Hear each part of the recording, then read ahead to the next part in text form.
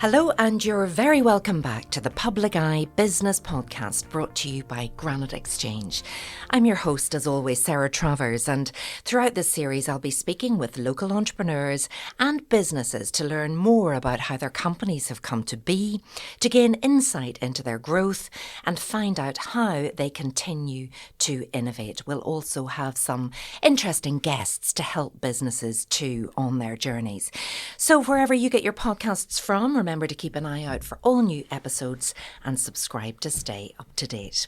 Well, today in the studio, I'm joined by Pete McFetridge, founder of LifePass, and I'll tell you all about LifePass in a minute. Pete, you're very welcome to the studio. I can't wait to share your story with everyone. Thanks, Sarah. Much appreciated. So I met Pete recently through business, and I was so impressed with this business. I mean, this podcast is all about entrepreneurs, and that's exactly what Pete is. So Pete is the founder and CEO of LifePass. So LifePass is a Northern Ireland-based startup launched in 2017 with offices in Italy, Switzerland and France. The company has been developing a location-aware ski pass system with integrated SOS functionality that enhances resort safety and indeed skier safety on the slopes. So any skiers listening to this will know that this invention is fantastic, and we'll hear more about it in just a second. Now, under Pete's leadership, LifePass has grown into a venture capital-backed tech startup at the forefront of mountain safety and resort operations, and it currently employs around 20 staff across 3 countries. Since the company's early days, Pete led LifePass through strategic investor support from local funds such as Clarendon Fund Managers, helping position the brand for ongoing growth in the global mountain resort sector. But Pete, you're originally from Cullybackey, nowhere near the mountains. How did this all start for you? Well, it's an interesting story, but yes, I'm definitely not from the mountains, as you can hear. It started being invited on a ski trip by way back 2012, 2013, and just really going for the first time, never been skiing with a group of lads. We came across another group who was getting any difficulties. Again, I was very new to this, didn't know anything. The weather had closed in, was white out as we would call it in the industry, and we didn't know where we were. So they were trying to get help, and I was observing this situation, and being a mechanical engineer by my trade originally, there was always problem solving and what was going on. So they just went around about, didn't know what number to call. When they eventually got, we'll call 112, this went on to, they didn't speak French, so they had to wait on a translator. The time just went on, and in my head I just said at that point in time, surely in nowadays in modern technology we can solve this problem. And that was a flippant comment that then probably went quiet for 6 months or a year, and we went skiing again, and then it progressed from there. Okay, so you need to have a conversation with another person. So who was kind of listening and going, you know what, Pete is on to something here? Well, when we talk about how do we validate an idea and where it goes, the original point was, well, the lads on the ski trip and people that skied, we floated the idea to see, well, what do you think? And it was always positive. It took a bit longer than that to actually get what we would call validation from somebody in the industry, and that sort of fast forwarded to, we came up with the concept, we done the first pitch deck, we raised sort of friends and family money at home to take it a bit further. But fast forward, we got one of the directors of a ski resort called La Tuile, which is near Chamonix, Courmayeur, quite a big resort. I remember the first day we went to meet him in his office, and I sat down with some prototypes, very nervous as it would be from Cullybackey and sitting in the middle of the Alps with this director of the ski resort, and he had been that for years. And when we just started to talk, he'd become quite emotional about the product and what we were doing, and he just instantly seen this was needed, especially for children, new skiers, and he had that just want to help us, and that is history. That has been 7 years, 8 years of a great relationship that has progressed, and also built trust. And so that was 7 or 8 years, so that took a long time from that first. COVID sort of had a bit of an impact in the middle of that, and COVID done 2 things. One, we just raised our first external funds just about 6 days before COVID came in. So lockdowns, resorts, so you can imagine this big hype. Oh, no. We couldn't go nowhere. But you always have to look at the positive. One of the things that came out the other side was ski resorts are very old-fashioned naturally. They don't want to change. They want to keep as they were. It works. They don't need that. But COVID pushed them towards click and collect, QR codes, as we all now know. Yeah. QR codes are a thing. So we were sort of at the front of that wave when that came in. And should that be luck, opportunity, right timing? Well, that's business. Well, that's it. They were seeing new innovations. They were seeing how you could pivot and adapt. And actually, it made sense to, and it made things much more efficient and totally benefited them. And we had been there and proven that we weren't going away for them number of years while that came in. So we had built that trust. And I mean, taking that on to today, that trust from that, and the guy, so Corrado, you call him, he is now sort of given us his blessing of, we have done a great job and we are, what he needs for his resort. So where are you now with LifePass? Well, LifePass, I suppose now, we fully launched last season as a commercial season. So we had previous seasons where we done tests and different bits, but we had our full season last year, which was our first commercial season, which was a success in Litwell. I mean, it was overwhelming success from our point of view, from feedback, but especially from the resort and what they'd seen it was for. And we had our first rescues, our real rescues, which was, I suppose for me, that was what we set out to do, and that was a big thing for the team.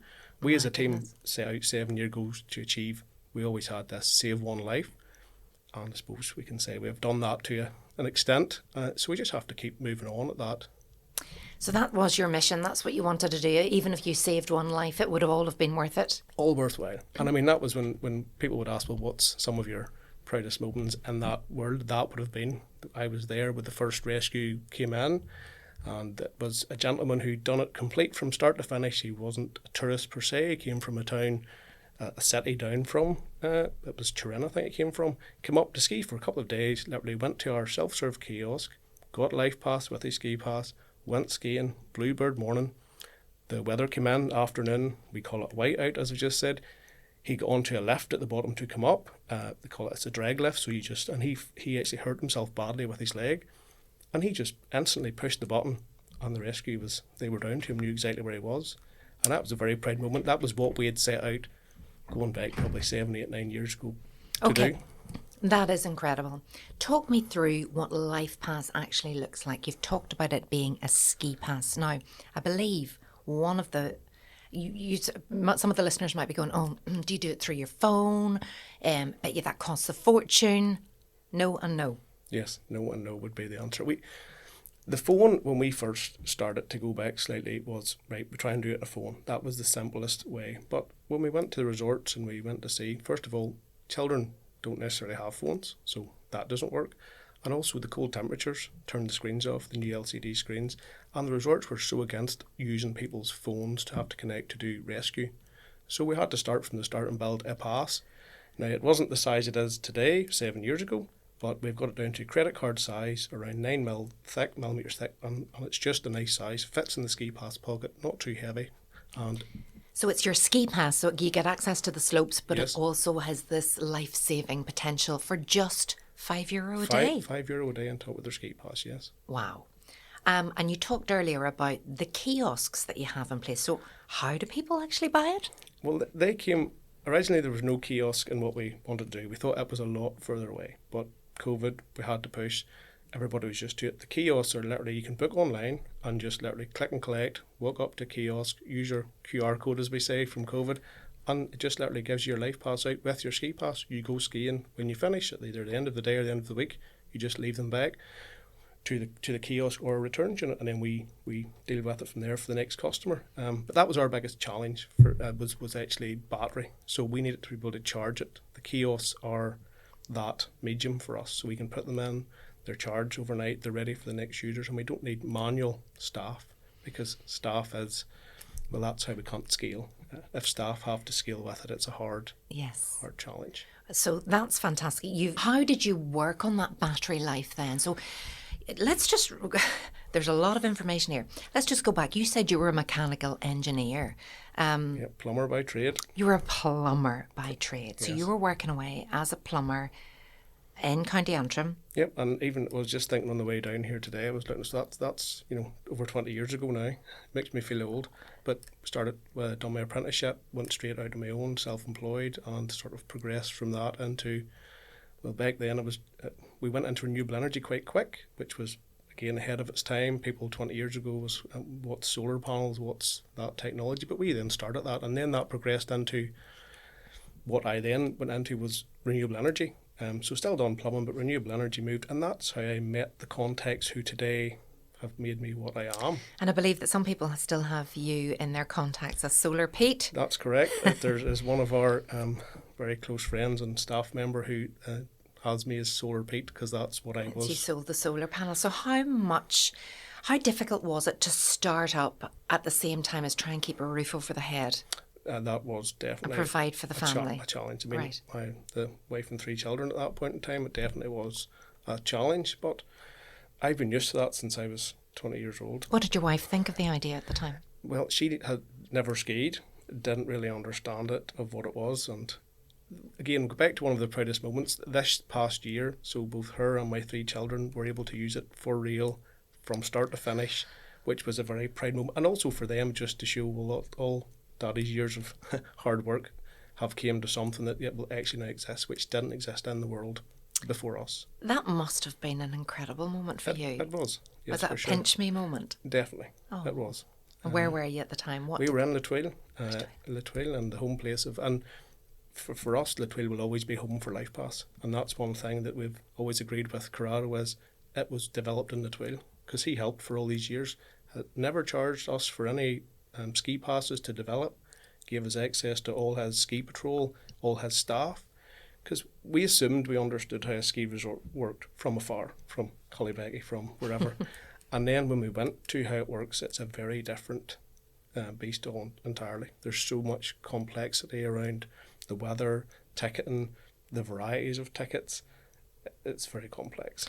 It's very complex, but it's something that you absolutely had to immerse yourself in. You Totally. needed to go there and be there. I spent a lot of years, winter seasons in Litwil, and that was all I done. So yeah, I mean, for my family, I spent a lot of time away in the early days, and still do to this day, but it's slightly a bit more balanced than it was. But yeah, we had a lot of hard times in the early days too, because you had to be there.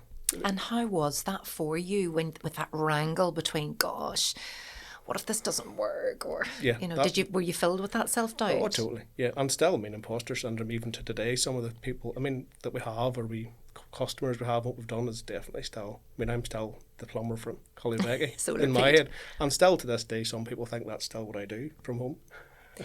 Well, they're not seeing the life that you've created now, because I believe you had to go and have a residence.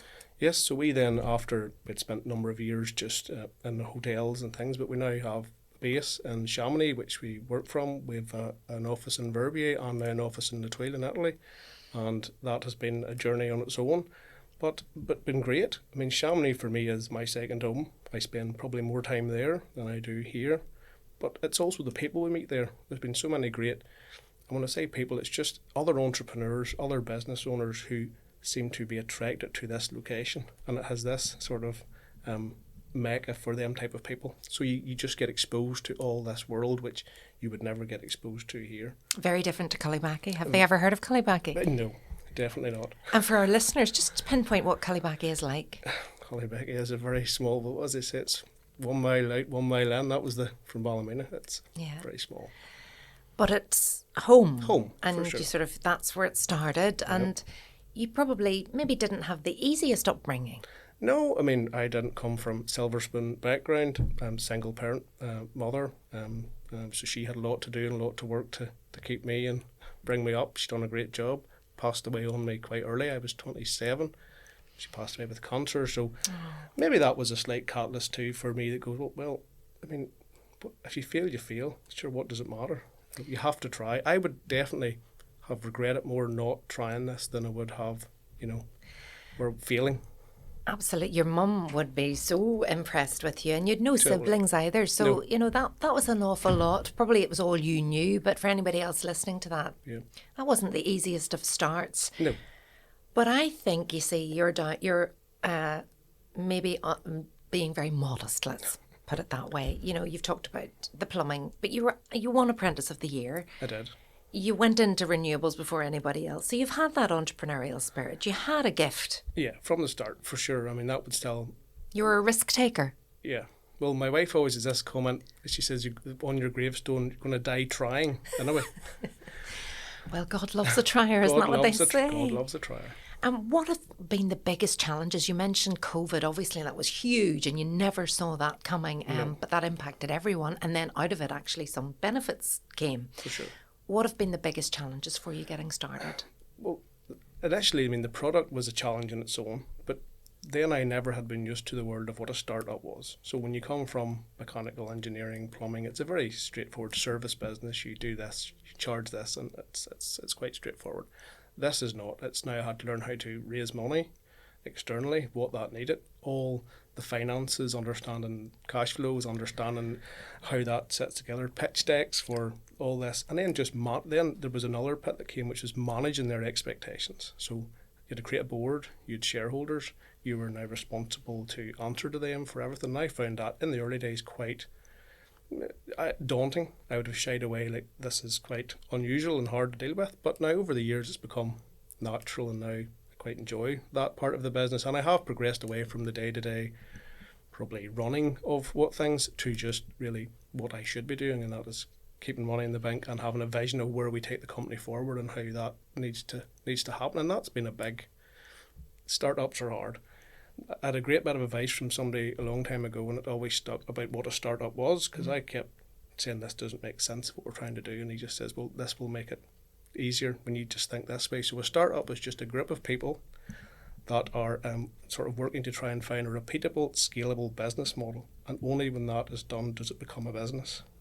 Right. So our role has, and still probably nearly is, that we just want to find that repeatable, scalable business model, because that's what the success is. And that's what people invest in as well. Totally. They want to see your vision, they want to see your numbers, Yep. They want to hear the story. How much does the story help when it comes to the story? As it everything? When I talk, obviously when you look back, the story has been a great story.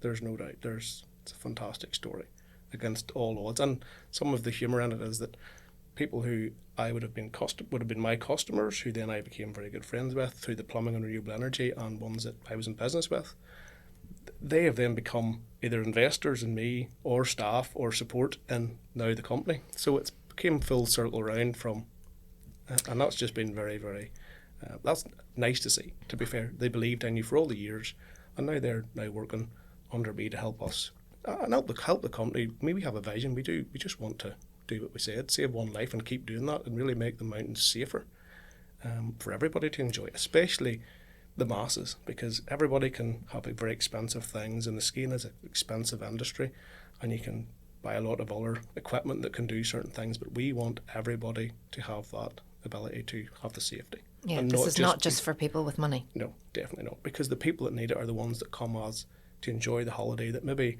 have saved up and haven't got, hundreds and hundreds of extra pounds to do certain things. So for me, that's what I always wanted to do. And you talked about that proudest moment of seeing your family on the slopes, using this life pass. But let's go back to that life that you saved. Yeah. You know, that was the vision 7 years ago. There's been more than one life saved now. There has. No, we've progressed further than the season was good with that. More lives have been saved in different circumstances, and all variant in how they actually, what they done. Some of them was a friend, actually. One of them was a friend who, one had a life pass, the other one didn't, and they used their life pass to call an alert for their friend. So it just shows the need, and also our demographic has very much, we've changed. That's another interesting part of startups and decisions, and you're making your mind up. So I would be quite, in the early days, you'd have said, that's what we're doing, and stuck. Now my decision could be changed every day. Depending on information we get, we could change what we're doing, change how we think. And like last year, we would have very much been, this was for families, for children. That was who wanted it, and we've really learned that solo skiers have been a big part of our sort of customer base, and groups going skiing, and they have two sides of what they want. They want the safety, but they also want to know, well, where their friends are on the mountain, can we meet first? So things have progressed from what it was intended to other avenues that we now say we're bringing out a new app and all these things that came from. But I still want the premise of the thing was the mountains are to be enjoyed. The views are spectacular, and I would rather that the children and not that's using it, they don't have to be using phones. They can put this in their pocket. They have all the modern day technology that we can give them, better than a phone, and they don't have to look at screens. They can take in the beauty and take in what they should be, and that's very, very important. I've seen it in my kids, who my oldest is coming 17, but youngest is 8. Screens have become a big issue for them, and it's just Absolutely. constant. And Europe is definitely more proactive than we are at home. I'm starting to see they don't want their children till they're into their teens to have phones. So how does a phone then work on a ski? They don't have it, so we have to adapt to that. And just to even see your 3 kids skiing, it's such a beautiful thing, and there's no screens involved. Does the person have to press the button? What if they can't press the button? Yeah, well, that was one of the biggest sort of at the start. We had to develop two sort of ways of rescue. So it would be the button they push, which is instant, so go straight through. There's also then if they can't press it, and this would be a case where if somebody's lost and unconscious, we can find, so the ski patrol can search up the pass number. If the parent or friend comes and this is the person, they can find them and know their last locations. And we also constantly track them, so we know the trajectory, the direction they've been going. So say maybe an avalanche does happen in resort, well, we can tell where they go in that direction, were they there. Resorts have very little information, which we didn't realise. They have no information. They really know when you go through a ski gate, and you could go anywhere after that. My goodness, that is actually, I mean, you said they're old-fashioned, they're very traditional. Very. And just explain to us what the current method was of locating someone. The current method was if you could get the alert out. I'll give you an example. We had a gentleman, so going back 2 or 3 years ago in the Tweel, before we were fully launched, and the gentleman was good skier, went out skiing again, Bluebird Day. He actually then got the number, called in, weather was bad, but he told where he thought he was, because people don't know in weather conditions, and it was a 14-hour rescue for over 40 staff and dogs and everything, because the helicopters couldn't get up because of weather. That man it was 12 or 14 hours before he was rescued. He was nearly dead with hypothermia. We could have probably told within 30 seconds where he was. But that's just them. Why has it taken them so long? Do you not think, how did somebody not do this before me? Always at the start, we thought, this sounds too easy, and why is nobody? We've sort of learned over these past years, we know why it's. Yeah, it is. It was developing the technology. Very How complex. is it going to work? Very complex. And that monitoring of the skiers, do you need staff in place to do that? Well, we don't need staff to do it, but we have obviously this progressed into customer support, which has become a big thing. So how you deal with the customers, because we had to integrate the ticketing, which is so complex. It's controlled by 2 groups, 2 companies, so one called Ski Data and Team Access. They control 100% of the world's ski industry, and if you don't work through them, well, you don't work in the ski industry. So we had to spend the first 3 years convincing Ski Data that we were reputable, we had a product that would work, and one of the things is the scrutiny about reliability. Will it work when it needs to work? So we had to spend that time developing that. And what does that scrutiny involve? Just they took our product, they test the product, they try and break it, they do all these things, and then what we didn't. This is where hardware. That's another lesson I've learned in this world is hardware and software. As they always say, hardware's hard, and they're very right. And we have had a lot of really hard lessons with developing our own hardware, because it doesn't move at the same pace as software can move. But also, you have to progress it. You have to keep moving. But we just realised, we thought, we'll put this pass together, it's just that, and trackers exist in the world, GPS exists. But once you put all this together in a very small, compact space with all the antennas and then the RFID, which is the ski access control, that's a different thing. And then putting it close to people's bodies, which is the biggest concern for GPS. Any device that would have GPS or any frequency close to bodies is an issue. Right. So you have to then work it. So we had to then start from scratch and develop this and progress, and we had a lot of failures of what that was. I mean, I would say we're on version 4 to the real world, but it's probably version 144 to us. And were you nervous that day that the first paying customers were going out? Totally. Yeah. And one of the great successes, we never had to give a refund. Nobody asked for a refund, which was a great proof of the pudding. Great proof.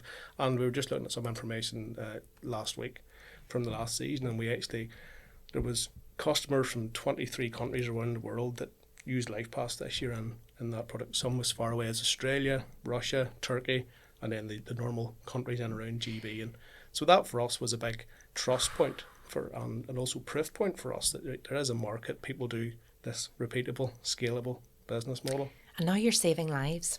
Correct. So that's not just saying we have the potential to. No. You know, now you have the proof. Okay, still small numbers, Yes. but And we always knew it would be. We want it to be as small in numbers as it can be.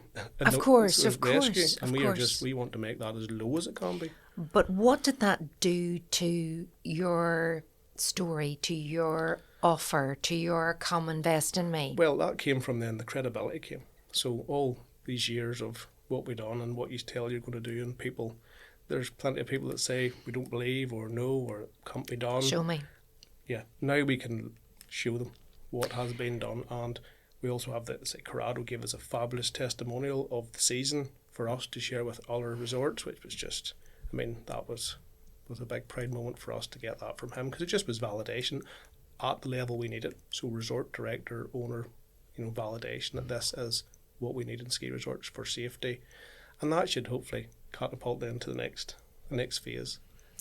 What about the people that you have around you now? You've talked about the board, but other people that guide you, that support you, that you trust? Yeah, well, I say a lot of them have came on the journey and roles have flipped or reversed from I working for them to them the other way around. But there's another really interesting story that can be told on this journey, and it's probably a bit of advice for your listeners, is you have to sometimes take a risk on asking for something. As my mum always told me, if you don't ask, you'll never get. That's it. And I have definitely took that one to heart with a lot of stuff. But years gone, when we started the product, we knew the ski patrol needed a good map to view this product. The product was no use on its own. It needed something to see it. So Google was of no real benefit to us. It didn't have any winter imagery. It wasn't really... It didn't have the 3D to understand mountain terrain, what was what. So anyway, as anybody does, you go on to Google, bit of searching, who's doing this. I found a startup that had been maybe 2 or 3 years prior to us, had started developing a 3D winter map for ski resorts. I thought, well, okay, that's what we need. That's what we need. How could we make that work? So we couldn't really get any contact. Went on to Facebook, got the CEO, founder, and literally just messaged him. Hi. Yes, hi. I'm Solar Pete. Yep, I'm Solar Pete. There's the idea. What do you think? And it was literally, he could have took it and went and done his own thing, but no, that relationship has flourished over the years. He now is on my board. He has become a great supporter of what we're doing, and also, just in them early days, we couldn't have been without him. He gave us the mapping, which nobody else had. He gave me the access to the 3D map. He didn't share that with even Garmin or any of these other big suppliers. But you had to pay him for that? Nope. What? We didn't have to pay him. He believed in that product, and we had a bit of an agreement in place for what way that would look in the future with shares in the company. But he saw the potential. He did. And he'd been a startup as well. That was his second or third startup. Right. Which he was very mature. He was seasoned in that world, and I have really gleaned a lot of help and support and information from him. He's now, again, very good friend, very close friend, lives in Chamonix, close to me, and there's a whole backstory to that one. So he sold that. He has just, in the past couple of years, he sold it to Strava in America for a considerable amount, and the success of that and his contacts have now, he then came to us, and now we have him on our board to help us do hopefully the same at some point. But he just believes in what we're journey, the vision we want to do. He's on the same trajectory as us. There is a purpose to it. But he's also got that experience. He's a little bit ahead in the whole startup journey with you. How has he helped you? Oh, immensely, and just experience-wise. I mean, things, what I always, again, another wise person who helps me in what we're doing, you can't have all the information. You can't live 10 lives. But bringing these types of people in who have all that experience and finance and all the different things we have, that just gives us all that knowledge. And he has really helped, but mainly from his contacts. His little black book has become very useful with ski resorts, with tech companies, with investors, with everything that goes along, and even just the Chamonix introduction that we've had and welcoming.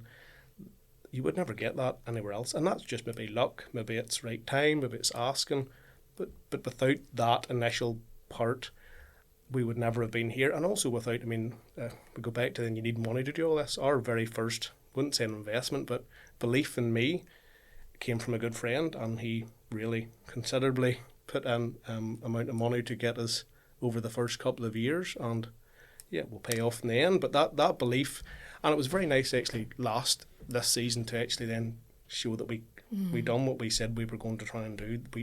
There it is. Because that's a lot of pressure, isn't it? If that was a friend as well. Totally, yeah. And they've very given much so. you quite a chunk of money to get started. Considerable.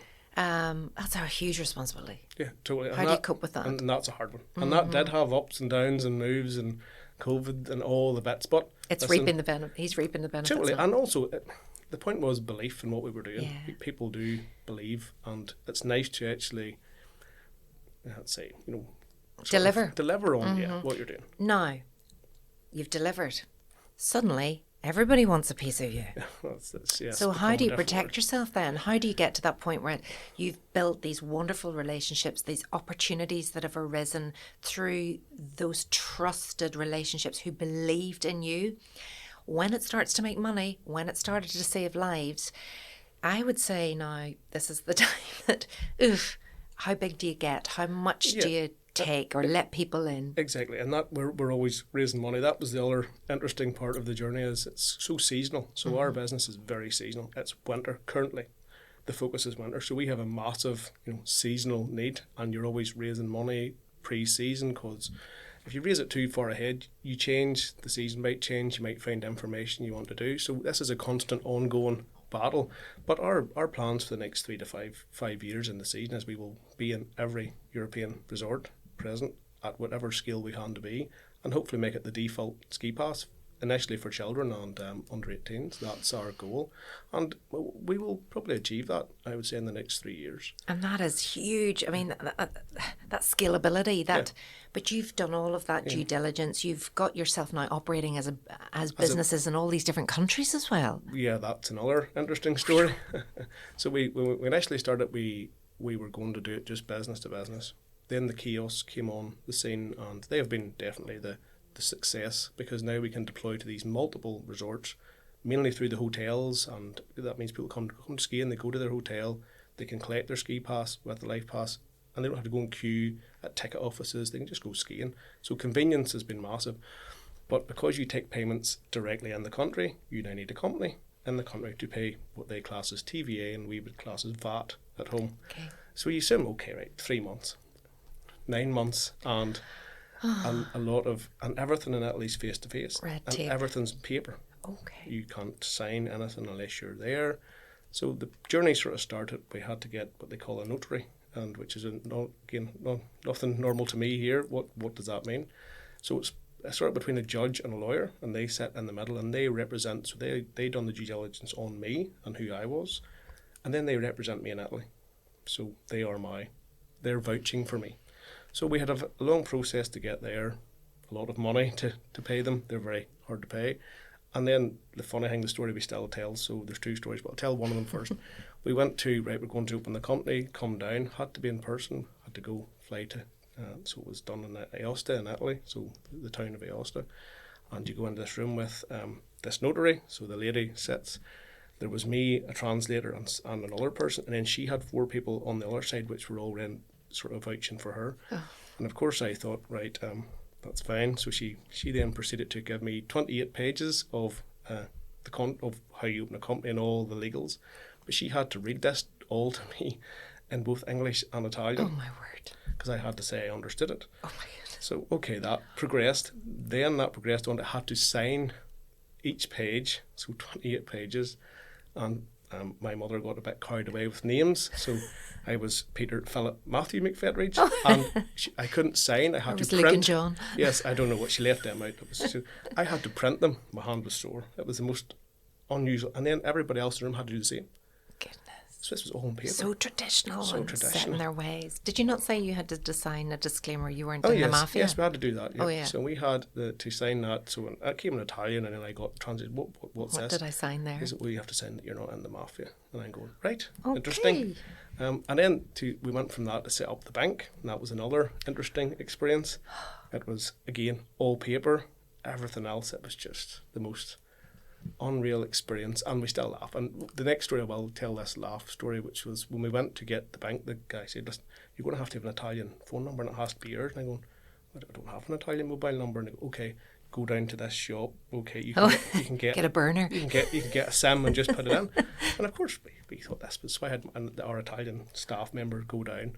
But as you can imagine, so you go up and it's a screen, just literally a self-serve to get a page-go kiosk. A phone? Yep, a sim, A just sim. a sim, an eSIM. But all this process to go through, you hold a passport Honest up, to goodness. right, who it was. But the laugh, which we still all laugh about, you had to speak in and say your name, but in an Italian before and after. So you can imagine it was my... Pete McFetridge. Yes. So what was your full name again? Peter? Philip Matthew McFetridge. But it was, I had to speak Italian first. There was these like 6 or 7 words to say, I confirm I'm, but it was so hilarious. So the guys recorded this and we still laugh in the office about That's this. your ringtone now, Yes. is it? It was just an Italian and then the Cully Becky accent. So that was quite And amusing. that was just Italy. So you have to sort of set up in France and then you had to set Yeah. up in Switzerland as well. Too. And Switzerland's a lot more structured, but it's just an awful lot more money. Right.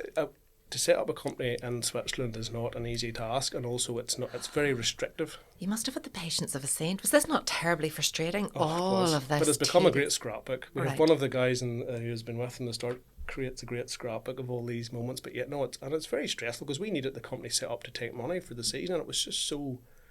9 months is a long time. But it's all starting now. I don't want to say it's snowballing, but it is.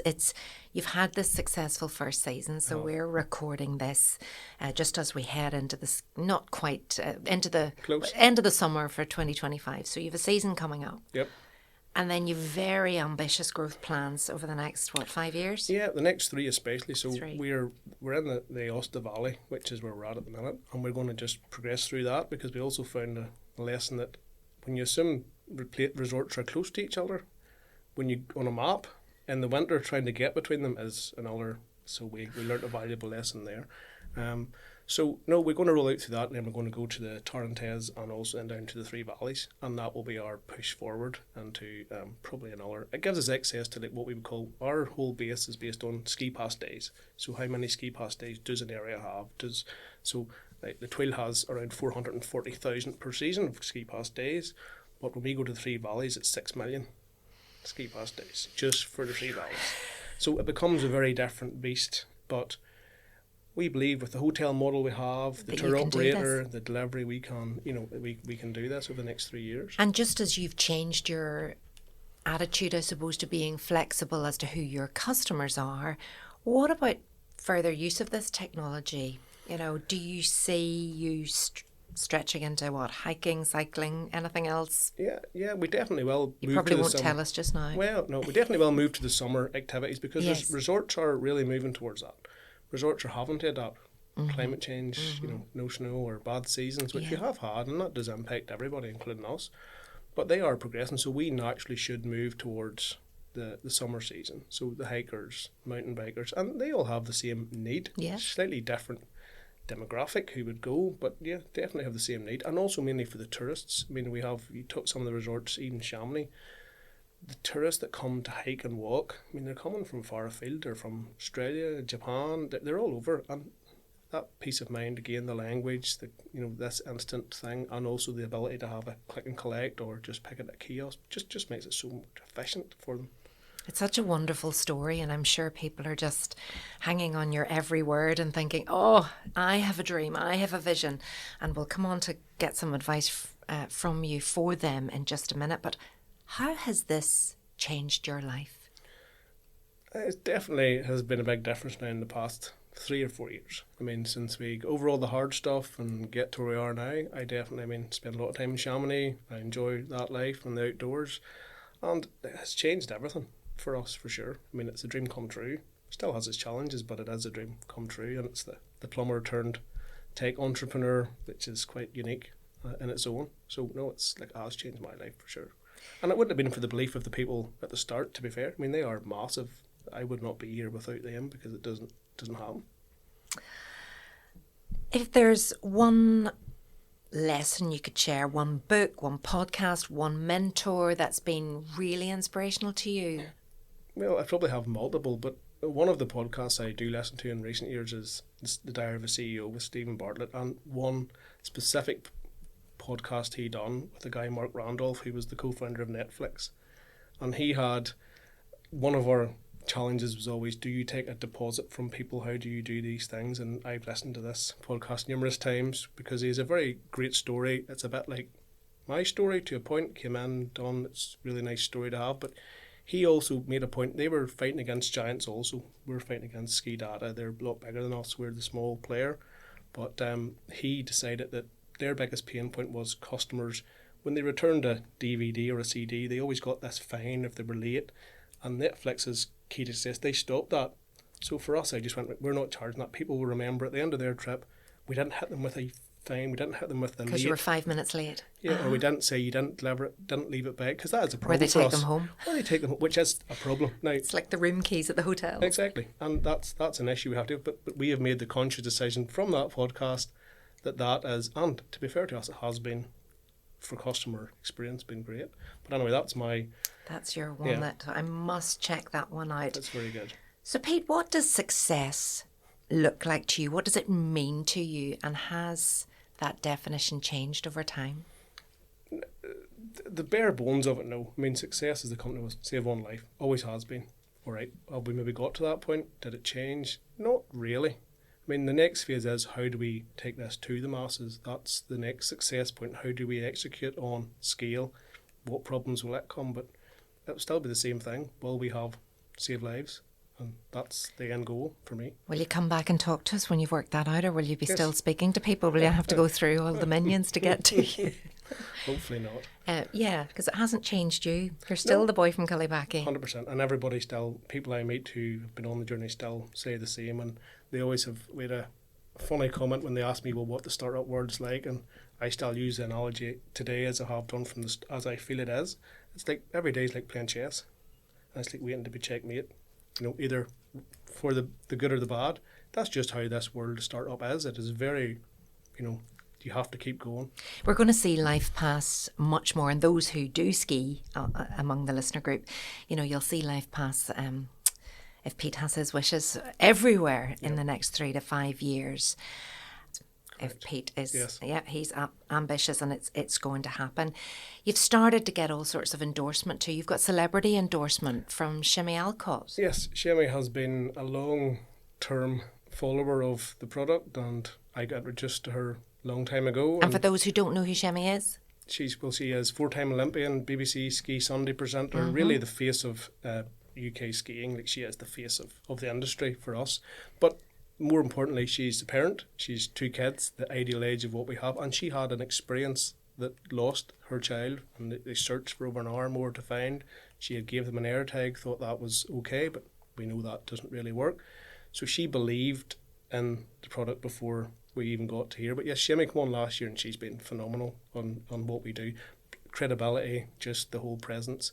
But also she has the real world experience. So when she tells her story, it's very heartfelt, it's very real. And the other one we have is a gentleman who came up to us at a stand 2 years ago in the trail. We hadn't gone live, we were doing test days, and if you search through some of our social medias, you should see it. And this guy was so emotional. He had lost his child the year before. He said it was worse than having a heart attack. He was actually had very emotional and tears with the kid there, and he just said, I pay €30 for the insurance of the kids' ski gear, and I would pay anything for this. This just changed. So that was another nice sort of. And that's what it's all about, isn't it? That is what it's all about. Every parent's worst nightmare, if you lose your child, and €5 a day. I think if you're already going skiing, you can stretch to that. Yes. Pete, the purpose of this podcast is to inspire existing business owners and ambitious entrepreneurs to grow their business by offering an insight into the success of businesses such as yours. You absolutely are fantastic with LifePass. But what advice would you give to anybody who's listening to this with their business idea, but they've no idea where to begin, or they're unsure as to whether the risk is worth taking? Yes, well, I suppose the first one is you have to be prepared to take the risk, and anybody that has an idea and wants to do it, they should definitely proceed. And nowadays it's become a lot easier than it was even 10 years ago. With technology, with the internet, you can validate a lot of your ideas quite fast, which we couldn't do even 10 years ago. But you have to take the risk and get some good mentors or friends who have been in that world or need something, that makes all the difference. It did to me. Like, I would not be here without the connections and the help I got from people a lot older and wiser than I am. And that is the key. You have to give it a go. Risk is a big thing nowadays, I understand. There's definitely a volatile world, money and everything else, but you will regret not doing it. Absolutely. And I'm so glad you've done it and come here to talk to us on the podcast today. Do you have an exit strategy? Well, yeah, we are naturally a VC backed business. We have to exit at some point or partially sell, whatever that may be. And yes, that will come in the next couple of years. I would say we have plans in place on what that should look like. But I will then probably stay on for the next 3 to 5 to, as they call it, golden handcuffs to keep the company going. So, but yes, no, we have a plan to exit within the next 2 to 3 years to numerous different ones we're trying to talk to at the minute, whether it be in the US market or here. Well, I wish you every success for the future and I can't wait to see what happens next. Thank you so much to Pete McFetridge, the founder of LifePass. You heard it first here. So thank you so much for joining me today, Pete, and also to you at home or in the car or wherever you're tuning in today. And do join me again next time for another episode of the Public Eye Podcast. This podcast was recorded in Granite Podcast Studio. Interested in starting up your own podcast but don't know how? Granite Podcast Studio can help. Record your podcast in our state-of-the-art studio, which is based in the heart of Newry City. Our studio has cutting-edge and user-friendly technology and can seat up to 4 people. We also provide an editing service for our team using your guidance and editing notes to provide you with a flawless finished product, leaving your listeners wanting more. For more information on how you can get started, visit www.granitepodcaststudio.com.